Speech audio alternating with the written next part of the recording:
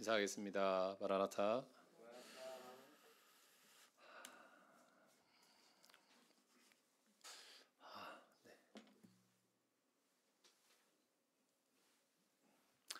한 달이 참 빨리 가네요. 네. 네, 여기 계신 분들 중엔 저는 40km를 가는데 어떤 분은 70km 가시겠죠. 네. 그래서 저보다 연배가 있으신 분은 웃으시는 것 같습니다. 네, 오늘의 주제는 같이 읽어보도록 하겠습니다. 시작. 네, 기억 안 하시는 분 안 계시죠? 네, 나의 창조자를 기억하라. 네, 전도서 말씀에 이와 같은 말씀이 나옵니다. 우리말 성경에 이와 같이 나오는데, 너의 젊은 시절에 너는 네 창조자를 기억하여라. 고통의 날들이 닥치기 전에, 인생에 낙이 없다고 할 때가 오기 전에, 해와 빛과 달과 별들이 어두워지기 전에, 비온 후에 다시 먹구름이 끼기 전에 그렇게 하여라. 이 말씀 보시면 어떤 생각 드시나요? 네, 어떤 생각 드십니까? 나는 창조주를 기억하고 있는데 굳이 나에게 이 말씀이 필요할까? 젊은 시절에, 하나님을 모르던 시절에 하루라도 빠른 시간에 창조자를 기억하는 것이 인생의 가장 큰 복이다. 그렇기 때문에 이제 그런 말씀으로 많이 생각을 했었는데, 오늘 이 시간에는 구원받은 자녀들도 창조자를 기억한다는 것, 내 삶의 존재의 목적이 무엇인가, 내가 무슨 목적을 가지고 이것을 살아가는가를 생각해 볼 수 있는 시간이 되셨으면 합니다. 2025년 4월 4일이 뭔 날이죠? 네, 이 사건을 놓을 수가 없죠. 두 인물이 화두가 됩니다. 왜 웃기신가요? 네, 첫 번째 인물은 전 윤석열 대통령이시죠. 두 번째 인물은 누군가요? 네, 문영배 헌법재판관 권한대행입니다. 그 윤석열 대통령이 파면되고 난 다음에 자기 소견을 밝혔어요. 소견을 밝혔는데 첫 입장이 뭐라고 했냐면, 여러분의 기대에 부응하지 못해서 너무나 안타깝고 죄송하다. 파면이라는 것은 헌법 질서를 파괴하고 법을 위반한 거잖아요. 12월 3일부터 4월 4일에 이르기까지 편안하게 잘 지내셨나요? 네. 역시 신령하신 분들은 편안하게 잘 지내십니다. 저는 이제 제가 있는 곳에서 많이 느끼는 거는, 안 그래도 경기가 정말 어렵다고 하는데 자영업자들 다 죽어간다, 정말 죽겠다, 아우성. 저희 은행에서는 이제 뭐라고까지 하냐면, 대출하지 말고 돈만 잘 받아들여라. 네, 그게 올해의 화두입니다. 대출하지 말고 돈만 잘 받아들여라가 그만큼 정말 어렵다라고 말하는데, 참 괴리가 많이 느껴졌습니다. 네. 그리고 이제 두 번째로 나온 문영배 재판관이 6년 전에, 임기가 6년임이라고 합니다. 벌써 6년이 됐는데 6년 전에 청문회에서 했던 얘기인데요. 청문회에서 이와 같은 말을 했답니다. 청문회에서 보통 재산을 신고한 분들이 평균 20억을 소유하고 있다고 해요. 20억. 이분 얼마 소유했었을까요? 4억 정도가 됐습니다. 4억. 네, 헌법재판관으로 청문회 나온 사람 중에 가장 적대요. 네. 근데 이분이 뭐라고 했냐면, 제가 결혼할 때 다짐한 게 있다. 평균인의 삶에서 벗어나지 않아야 되겠다고 생각했다라며, 최근 통계를 봤는데 평균 재산이 3억인데 내 자산은 4억 조금 못 된다. 그래서 미안하다라고 말을 했다고 해요. 그래서 나름 본인이 이렇게 살면서 그래도 재판관으로서 그 삶을 같이 살아가는 것이 맞겠다라고 소신을 밝혔고, 이제 그 일을 마치게 됩니다.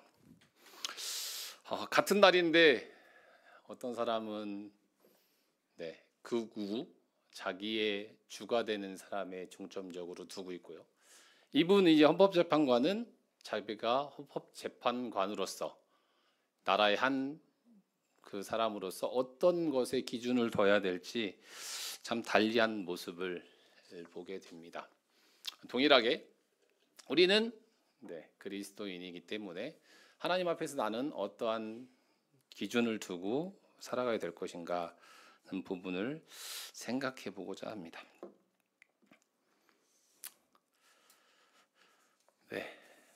오늘 살펴볼 곳은 가이사랴라고 합니다. 가이사랴. 저쪽 이제 우리가 주로 보고 있는 예루살렘 북서쪽 위에 가이사랴라고 지중해 연안에 있게 되는데요. 가이사랴는 예루살렘 북서쪽 105km 정도 떨어진 곳에 있고요. 비옥하고 광활한 사론 평야 바로 북쪽에 위치해 있습니다. 이스라엘은 물이 있는 곳이 가장 중요하고 물이 없으면 참 살아가기 힘든 곳이라고 말씀을 드렸는데 평야 바로 북쪽에 위치한 항구 도시입니다.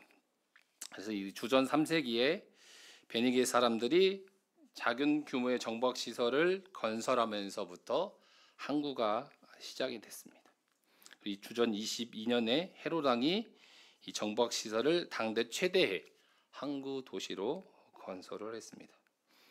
그래서 이제 좀 이따 보시겠지만 이 항구가 없었던 시절에 공사를 12년 동안 해서 만드는 곳이 항구인데요. 여기에 잘 보시면 가이사랴 뭐라고 써 있나요?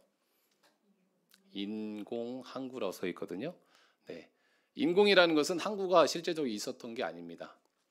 이 헤롯이라는 분이 건축가로서 욕심이 정말 많은 사람이었는데 그래서 이곳에 항구를 만들고 싶어 가지고 12년이라는 세월을 거쳐서 만들었는데 이곳이 인공 항구입니다.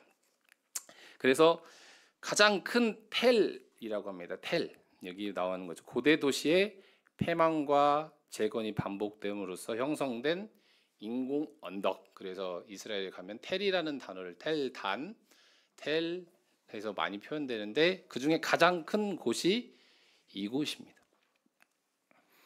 공사 기간만 12년이 걸렸고 헤롯이 이것을 건축하고 로마 황제 이 지중해에서 바다를 건너서 가면 로마가 나오는데 로마의 황제 가이사 아우구스투스의 이름을 따서 이곳 이름을 가이사랴라고 지었습니다. 혹시 가이사랴라는 지역 이름을 들어보셨나요? 네, 어디가 있나요?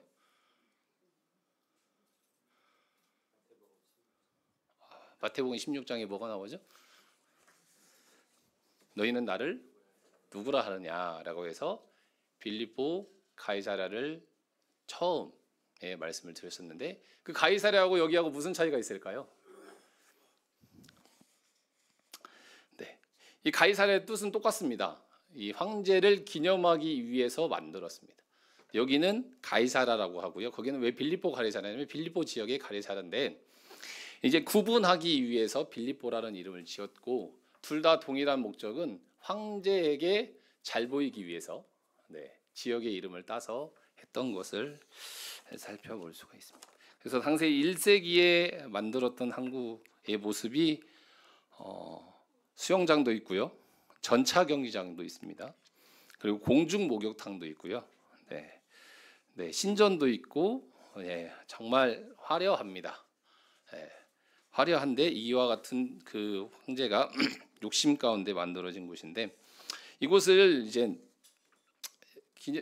이곳에서 좀 유명한 부분이 뭐냐면 그래서 비문이 발견됐습니다. 빌라도 총독의 비문이 발견됐는데 여기에 유대 총독 본디오 빌라도가 부임을 기념하여서 티베리우스 황제에게 신전을 지어 바칩니다라는 비문이 발견됐습니다. 이것은 우리가 알고 있는 빌라도는 누군가요? 예수님을 재판했던 총독입니다. 그게 실존 인물이라는 것이 실제적으로 발견된 역사적으로 가장 정말 큰 의미를 부여하는 것이 이곳인데 이곳에서 이 비문이 발견됨으로 통해서 빌라도는 실존 인물이고 동일하게 예수님 사건도 실존이라는 부분을 증명해 주는 부분을 볼 수가 있습니다. 그래서 본디오 빌라도는 이 당시에 로마 집정관 주재인 거주지였고 갈리사리에서 예수님의 재판을 위해서 가이사랴부터 예루살렘을 왔다 갔다 했다라는 것을 볼 수가 있습니다. 여기 또 한 가지의 유적들은 뭐냐면 도수교입니다. 도수교. 네, 맞습니다. 한자를 잘 하시네요. 다리는 다른데 물의 길입니다. 근데 우리가 생각하는 물의 길은 어디에 있어야 되나요? 밑에 흘러야 되잖아요. 다리 위로 흘러가는 것입니다. 네. 그래서 이 수로가 두 가지가 있는데 이 지금 나와 있는 수로가 한 가지가 있고 낮은 수로가 하나 더 있습니다. 이 수로는 인공항구라고 말씀드렸던 것처럼 이곳에 많은 사람이 살기 위해서는 이곳에 물이 잘 공급되어져야만 합니다. 이 이스라엘에는 식수가 나는 샘이 있습니다. 여기에서 가장 가까운 곳은 갈멜산의 수리샘이라는 곳이 있습니다. 거기까지는 약 12km 정도 떨어져 있습니다. 그래서 물을 공급하기 위해서 이렇게 다리를 만들었습니다. 다리를 만들어서 위에 여기 상판에 물이 지나갈 수 있는 길을 만들어 놨습니다. 근데 이제 중요한 것은 높이가 9에서 14m 정도 되는데 갈멜산에서 이곳 가이사랴까지 오는데 그 높이 차이가 얼마나 날까요? 네, 그 높이 차이가 10km 높이를 비교해 보니까 2m 정도 차이 난다고 합니다. 네, 수학 잘하시는 분 질문 한번 해보겠습니다. 10m면 몇 cm, 얼마 정도 차이 날까요? 높이가 10m에 0.2cm 정도 높이 차이가 난다고 합니다. 감이 안 오시죠? 네, 이 10m에 0.2cm의 높이 차이가 거의 없는 것입니다. 그것을 10km에 상당하는 곳이 2m 높이밖에 차이가 나지 않도록 만들어서 물이 잘 공급할 수 있도록 만들어졌다라는 것입니다. 그래서 이제 중요한 것은 이 물이 공급되지 않으면 도시로서 발전할 수 없는데 이 도수교를 만들어서 이곳에 물을 공급을 원활하게 해서 이 도시가 발전할 수 있도록 했다는 것이고요. 또 중요한 것은 이 두수교 하나는 식수고요. 여기 하나는 일반 물을 구분해서 또 수를 만들었다고 합니다. 이게 어떤 시대인가요? 예수님 시대 그 시점부터 이렇게 만들었던 기술력이 엄청난 것을 또한 발견되는 것을 볼 수가 있습니다. 또 한 가지는 연극장이 발견이 됐습니다.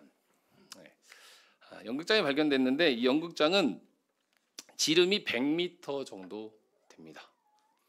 100m 달리기 해보셨죠? 얼마나 크기인가요?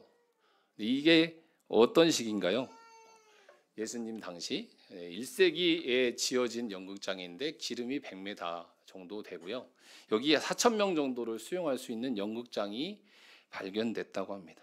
그래서 이거는 말씀드린 것처럼 바닷가이기 때문에 야외 연극장인데 바람도 잘 들어오고 여기서 뭐 하는 곳이냐? 극장이기 때문에 무대 공연을 볼 수 있는 곳입니다. 이 모든 것을 갖춘 이유는 헤롯이 그때의 유흥을 즐기기 위한 과정 가운데 만들어졌지만 그것이 지금도 보존되어 있습니다. 근데 이제 이때 당시 이곳에서 유대인 반란 때 로마인이 유대인 반란을 진입하면서 사람들을 원형극장에서 처형도 하고 아픈 역사가 있는 곳이라고 합니다. 그래서 성경 속의 가이사랴는 사도행전에 많이 언급되고 있는데 사도행전 8장에서는 빌립 집사가 전도한 성읍 중에 한 곳이 가이사랴다. 그리고 바울이 다소로 가는 도중에 복음을 전하는 곳으로 사도행전 9장에 나와 있고요. 최초의 이방인 백부장 고넬류가 어디 사람인가요? 가이사라에서 환상을 보고 베드로를 통해서 구원받는 것이 사도행전 10장. 그리고 여기 나와 있는 로마 연극장 헤롯 아그리파 1세가 죽음을 맞이한 곳. 그리고 2, 3차 선교 여행 때 팔레스타인으로 귀향할 때 항구를 이용하기도 했고, 또한 이젠 바울이 로마로 가기 전에 감금되기 전에 떠났던 곳이 또 이곳 중에 한 곳이라고 합니다. 여기 지도에는 표현해 두지 않았지만 그때 갔을 때 푸르는 잔디 같은 곳이 있었는데요. 그곳에 열심히 설명을 듣고 있는데 가이드분이 뭐라고 하셨냐면 이곳에서 사도 바울이 자기의 죽음을 앞두고 배를 기다리고 온 곳이다 라고 말을 했었습니다. 네, 우리는 즐겁게 놀고 있는데 그 말을 들으면서 참 많은 생각을 가졌던 기억이 납니다. 네, 참고적으로 이제 아까 말씀드렸었지만 이 황제가 다스리던 때에 분봉왕으로서 이스라엘을 구분해서 다스렸는데 누가복음에 보면 디베리오 황제가 다스린 지 15년째 되던 해에 곧 본디오 빌라도가 유대 총독으로 헤롯이 갈릴리 분봉왕으로 헤롯의 동생 빌립은 이두레와 드라고니 지방의 분봉왕으로 다스렸다라고 나오면서 본디오 빌라도가 유대 지방을 다스렸는데 그 지역에 가이사랴가 포함된 것을 볼 수가 있습니다. 그래서 이게 저희가 갔을 때 사진인데요. 뭐 하고 있나요? 뭐가 깔려 있습니까? 네, 공연을 하려고 의자를 깔아놨어요. 네, 저희가 갔을 때도 이 공연을 하기 위해서 의자를 깔아놨습니다. 이곳이 원형극장입니다. 사도행전 12장 말씀을 같이 보도록 하겠습니다.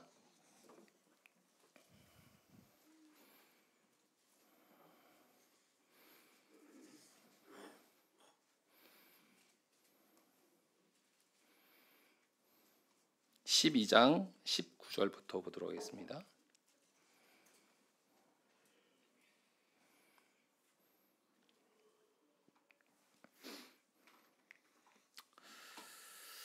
(12장) 19절부터 25절까지 24절까지 한 절씩 교독해서 읽도록 하겠습니다. 헤롯이 그를 찾아도 보지 못하매 파수꾼들을 신문하고 죽이라 명하니라. 헤롯이 유대를 떠나 가이사랴로 내려가서 머무니라.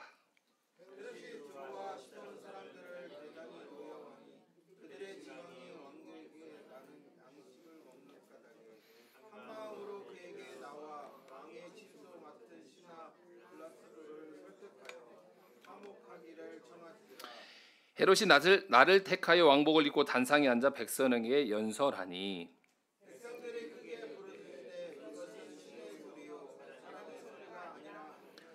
헤롯이 영광을 하나님께 돌리지 아니하므로 주의 사자가 곧 친히 벌레에게 먹혀 죽으니라. 네. 사도행전 12장은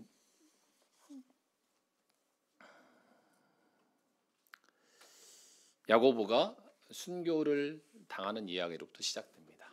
야고보가 왜 죽었죠? 네, 무슨 잘못을 했나요? 네, 주님의 복음을 전함으로 해서 특별한 이유 없이 야고보를 처형하게 됩니다.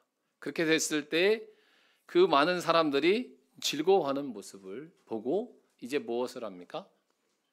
베드로를 잡습니다. 베드로는 옥에 갇혔고 교회는 그를 위하여 간절히 기도했습니다. 그리고 어떤 역사가 나타납니까? 로데라는 소녀에게 네가 미쳤다 할 정도로 말도 안 되는 감옥에서 베드로가 풀려나서 나오게 됩니다. 그러므로 해서 이제 여기 나온 것은 19절에 나온 것처럼 우리말 성경에 헤롯이 샅샅이 뒤져보았지만 베드로를 찾을 수 없게 되자 헤롯은 경비병들을 신문한 뒤 그들을 대신 처형하라고 명령했습니다. 그 후 헤롯은 유대를 떠나 가이사랴로 가서 잠시 그곳에서 지냈습니다. 이제 헤롯은 이 베드로를 잡아 죽이기 위해서 감옥에 쳐 넣었고 시간을 두고 있는 상태에서 이 베드로가 사라져 버렸습니다. 이 베드로를 찾을 수가 없었습니다. 그래서 그 죄목을 경비병들한테 신문하고 니들이 놓쳤다. 너희들이 잘못해서 그러한 일이 발생했다고 그들을 죽이게 됩니다. 신자주석에는 이와 같이 표현되어 있습니다. 아침 시간에 베드로가 실종된 사건을 발견하자 불운한 백성들은 큰 혼란 속에 몹시 당황했다. 헤롯에게도 그 사건은 상식 밖의 충격적인 경험이었다.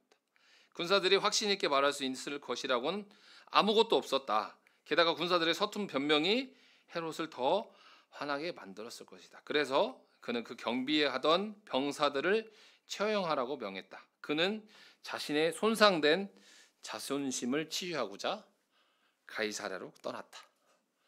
가이사랴를 왜 갔나요? 네. 이 헤롯이 잠시 떠난 그곳은 휴양처였던 것입니다.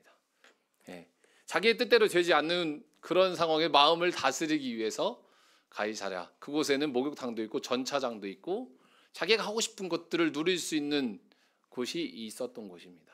그래서 이 헤롯은 자신의 자존심의 상처를 입고 그것을 힘을 얻고자 이 가이사랴로 갑니다. 그때 이젠 헤롯이 두로와 시돈 사람들을 대단히 노여워했다, 못마땅해 여겼다라고 나와 있습니다. 왜냐하면 이 두로와 시돈 사람들은 헤롯에게서 나는 곡식을 사서 먹던 사람이었습니다. 수입해서 먹던 사람이었습니다. 이유는 알 수 없습니다. 명시하고 있지 않지만 그래서 노여워하는 상태에서 이들은 헤롯의 마음을 얻고자 이 가이사랴로 왔다라고 표현하고 있습니다. 그리고 이 헤롯의 환심을 얻고자 이 왕의 침소를 맡은 블라스도에게 유교 경계 회복을 위해서 아부하는 상황이 이 가이사랴에서 이루어지고 있는 것을 볼 수가 있습니다. 약속한 날에 헤롯이 나를 택해서 왕복을 입고 백성 앞에 단상에 섭니다. 이곳이 그곳입니다.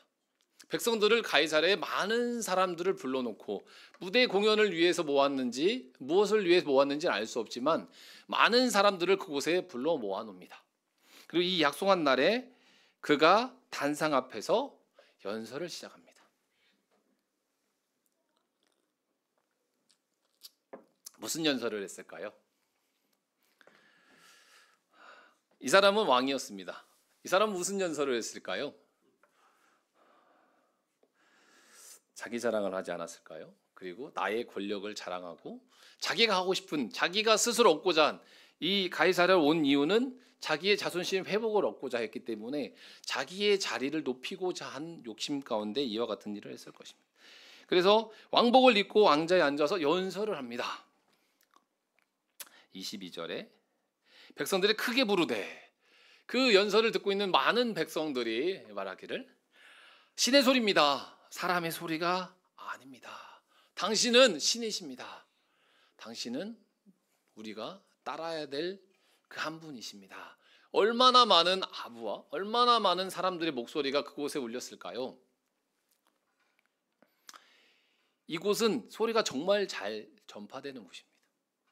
그런데 이곳에 헤롯이 연설할 때 몇 명이 왔을까요? 가득 차도록 그 많은 사람들이 와서 누구를 보기 위해서일까요? 헤롯을 보기 위해일 수도 있지만 어쩔 수 없이 헤롯에게 아부하기 위해서, 헤롯에게 잘 보이기 위해서 그 많은 사람들이 그곳에 왔을 것입니다. 그리고 그분의 연설을 들으면서 많은 사람들은 헤롯에게 당신은 신의 소리입니다. 당신은 대단한 사람입니다. 당신의 능력은 가히 상상할 수 없습니다. 많은 소리로 그분을 치켜 세웠을 것입니다. 헤롯이 하나님께 영광을 돌리지 아니하므로. 그때 헤롯은 이런 생각이 들었을 것입니다. 그래. 그렇지. 너희들이 나 때문에 살고 있지. 너희들이 나의 하나의 졸개에 불과하지.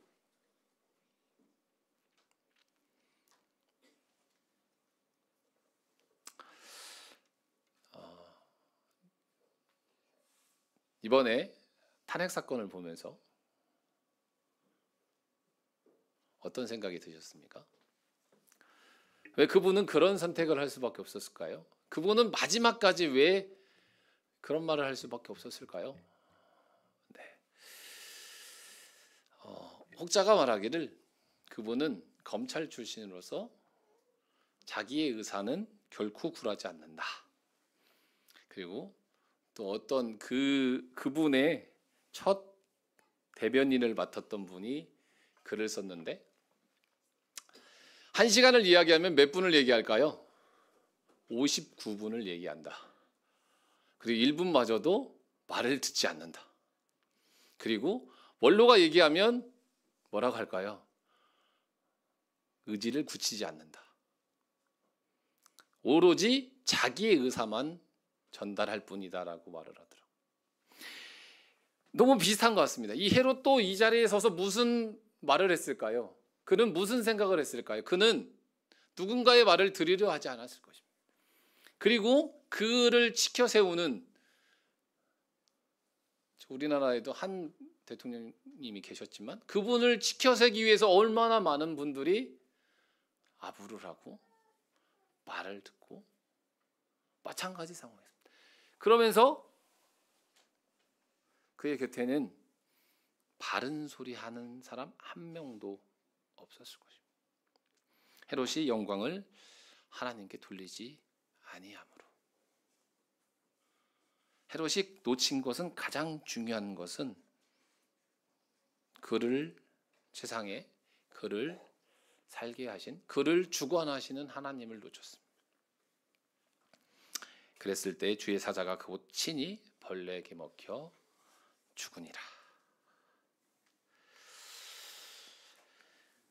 신자소서에 그는 이 같은 친적 칭송을 받을 때 하나님께 영광을 돌리려 하지 않았다. 그러므로 주의 사자가 끔찍한 질병으로 친히 곧 죽었다. 이때가 주 44년이었다.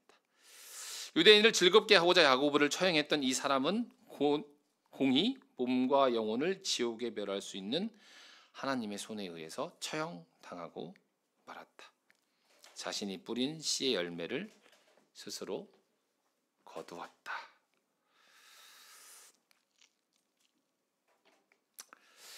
잠깐 생각해 봤습니다. 이제 그때 거기서 이제 소리를 울려봤지만, 내가 그 자리에서 그 많은 사람들이 나만 바라보고 있다면 나는 어떤 모습을 취할까요? 나만 바라보면서 내가 없으면 안 된다고 칭송하고 있다면 나는 어땠을까? 근데 성경에는 분명하게 마음이 교만한 사람은 하나님이 싫어하신다. 반드시 벌을 받게 될 것이다. 교만에는 멸망이 따르고 거만에는 몰락이 따른다라고 우리말 성경이 말하고 있습니다. 자명하게 말하고 있습니다. 이 위대한 건축물 앞에서 그는 자기를 드러내고 자기의 영광을 갖고자 했지만 사람의 손에서 죽은 것도 아니고 살아계신 하나님 손에 의해서 죽게 되는 죽음을 맞이하게 됩니다. 누군가의 손에 의해서 죽은 것이 아니라 하나님이 치셔서 그는 멸망하게 됩니다. 24절에 같이 한번 읽어보도록 하겠습니다. 시작.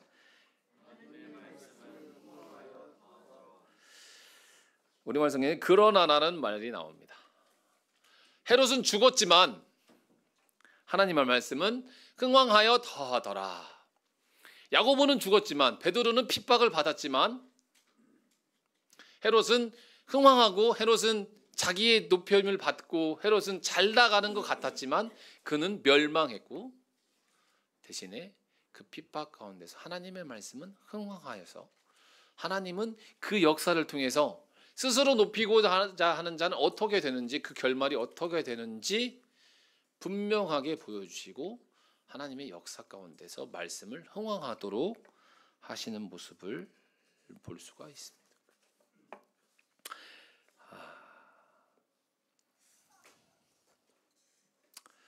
바른 관계는 무엇일까요? 창세기 16장에 사라와 하갈의 관계가 나옵니다. 잘 아시는 것처럼 아브라함의 아내 사레는 아이를 낳지 못했던 사람입니다. 그녀에게는 여종이 하나 있었습니다. 그 여종의 이름은 하갈이었습니다. 하갈은 사라의 여종이었습니다. 그래서 사라가 아브라함에게 말합니다.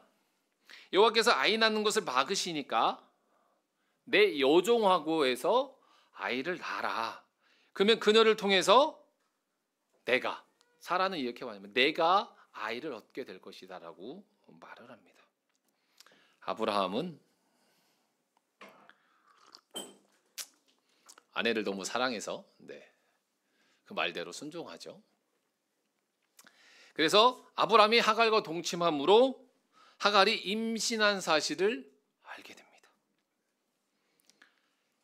그랬을 때에 이 하갈이 어떤 모습을 취하냐면 자기가 임신하는 것을 알게 되자 하갈은 주인을 업신여겼습니다. 우리가 알고 있는 것처럼 주인과 종의 관계에서 주인에게 있어서 종은 하나의 물건과 같습니다. 주인이 죽여도 됩니다. 그건 자기의 소유권이었습니다. 근데 여기에 하갈은 자기가 임신한 사실을 알고 되니까 주인을 업신여겨 버립니다.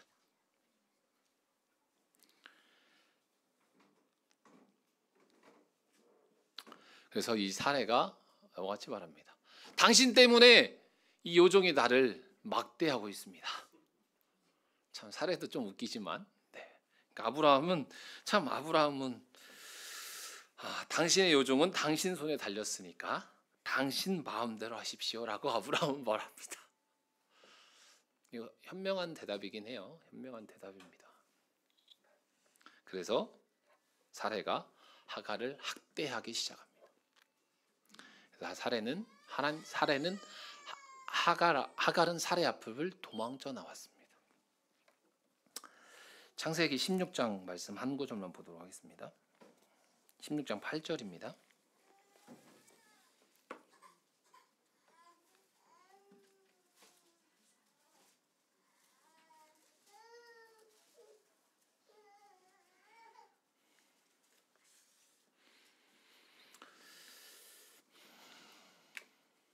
이르되 사레의 여종 하갈아 네가 어디서 왔으며 어디로 가느냐.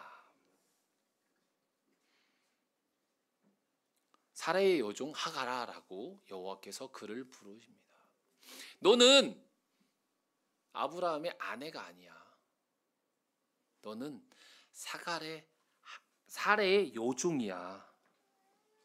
네가 어디서 왔느냐? 너는 어디서 왔느냐? 네 본향이 네가 지금 현재 처한 위치가 어딘지 알고 있느냐? 어디로 가고 있느냐? 그가 이르되 나는 내 여주인 사레를 피하여 도망하나이다. 이 여인은 알았습니다. 자기가 요종인 걸 알았는데 자기가 주인인 척 행동하니까 도망쳐 나왔습니다.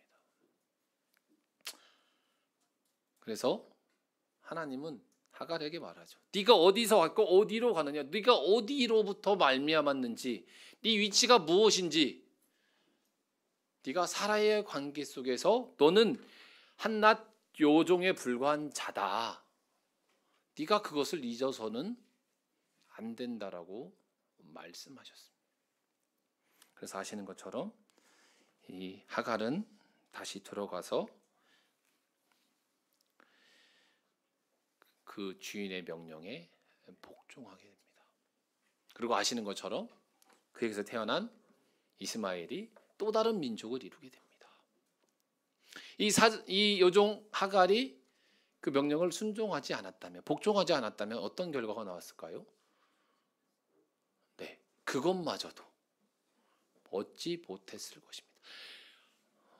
월권 아닌 말도 안 되는 월권을 했지만 그래도 어디서 왔는지 분명하게 말씀하셨을 때 그 자리를 찾고 바른 길로 왔을 때 그를 통해서 이스마엘이 태어나고 그는 우리가 알고 있는 것처럼 이삭과 같지 않지만 많은 민족을 이루게 되는 복이 나와 있는 것을 볼 수가 있습니다.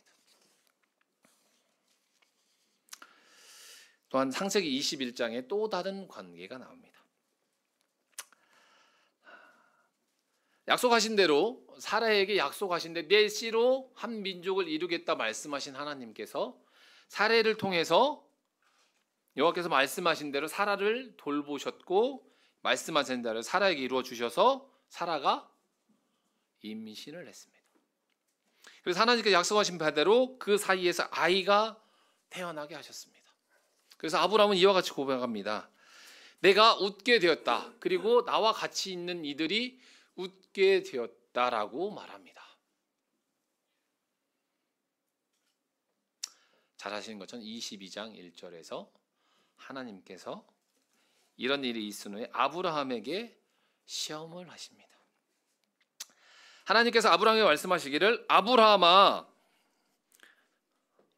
내 아들 내가 사랑하는 외아들 이삭을 데리고 모리아 땅으로 가서 내가 네게 지시하는 산에서 그를 번제로 드려라.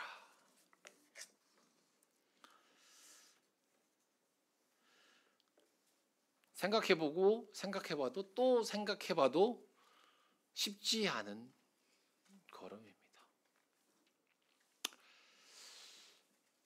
하갈이 사라에게서 말도 안 되는 행동을 했지만 아버지가 아들을 번제로 드리는 일과 비교해 봤을 때 송지천 형제님 뭐가 편할까요?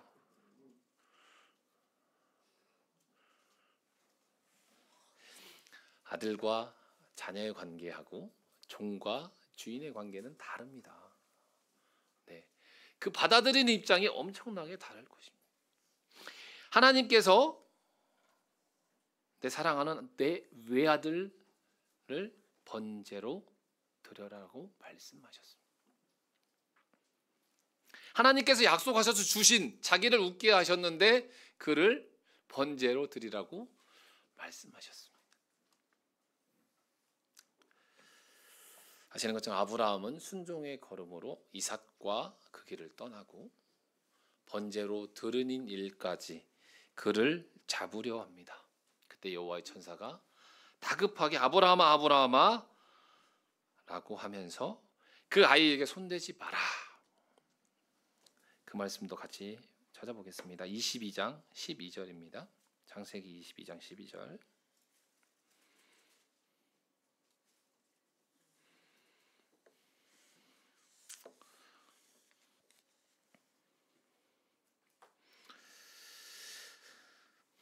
사자가 이르되 그 아이에게 내 손을 대지 말라. 그에게 아무 일도 하지 말라.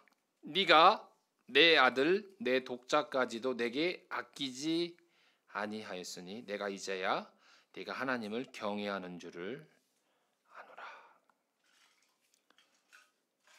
내가 내 아들 내 사랑하는 독자까지도 아끼지 아니하였으니 아브라함은 여호와 앞에서 자기의 아들, 독자 아들까지도 아끼지 아니하고 여호와께 드렸습니다. 하갈과 사라의 관계, 아브라함과 여호와의 관계, 어떤 관계가 정말 바른 관계일까 생각해 봅니다. 그 원형극장에서 이 헤롯은 왜 죽을 수밖에 없었느냐? 그 많은 칭송을 받으면서 그 많은 영광을 취하면서 그는 가장 중요한 것을 생각했어야 됩니다. 그가 하나님 자체를 거부하는 자였기 때문이라고 말할 수도 있지만 인생은 하나님을 떠나서는 모든 관계를 생각해서는 안 됩니다. 믿는 자든 믿지 않는 자든 그 관계를 떠나서는 인생은 하나님 앞에 설 수 없는 자입니다. 사라와 하갈 관계에서도 종과 주인의 관계에서도 결코 놓쳐서는 안 되는 관계였습니다. 마찬가지로 하나님과 아브라함 사이에서도 그를 아들을 주셔서 웃게 하셨지만 그 생명을 주신 분이 누군지를 놓쳐서는 안 됐던 것입니다. 그래서 동일하게 우리에게도 말씀하십니다. 나는 너와 어떤 관계니? 너의 창조자를 기억해라. 너를 만드신 분, 너를 있게 하신 분, 우리는 이때에 무엇에 주목해야 되는가? 참 대한민국 국민의 한 사람으로서 탄핵의 나라를 보고 저는 그랬습니다. 탄핵이 되면 나라가 안정될 줄 알았습니다.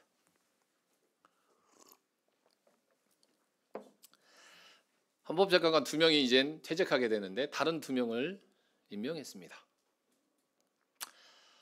3명을 임명해야 되는데 1명은 보류시켰던 국무총리께서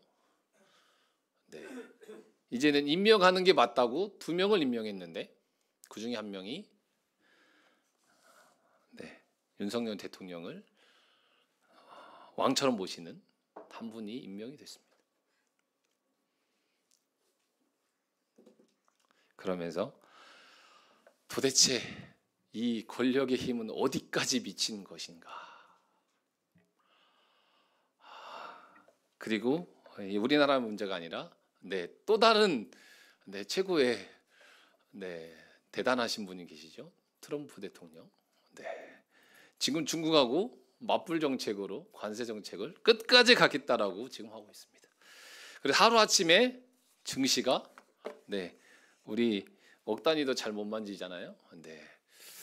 조가 날아가고 나라 경제가 세계 경제가 정말 말도 안 되는 관계로 가고 있습니다. 그 모든 관계에서 특징은 자기가 마음대로 내 마음대로 내 뜻대로 내가 하고 싶은 대로 하는 모습들을 참 많이 보게 됩니다. 그래서 우리는 항상 세상의 정세를 볼 때 나는 어떤 모습으로 이것을 바라볼 것인가, 그러면서 이 헤롯을 살피게 되면서 마지막으로 내 마음을 다해 여호와를 믿고, 우리는 가장 중요한 관계는 하나님과의 관계입니다. 나를 있게 하신 분, 나를 구원하신 분, 나를 세상에 남겨두신 분, 오직 하나님만을 믿고 내 지식, 내가 갖고 있는 생각, 내가 갖고 있는 배경, 내가 원하는 것들, 내가 추구하는 것들을 의지하지 말고 모든 일에서 그분을 인정해야 됩니다. 그리하면 그분이 우리의 길을 지도하십니다. 지도해 가고 계시고 지도를 부르시는 그날까지 해 가실 것입니다. 그래서 어지러운 전국 가운데서 우리가 주목해야 될 것, 나의 창조자, 나의 하나님을 기억하시고 세상에서 바른 신앙의 분별 가운데 신앙의 길을 걸어가시기를 바랍니다. 이상으로 말씀 드리겠습니다.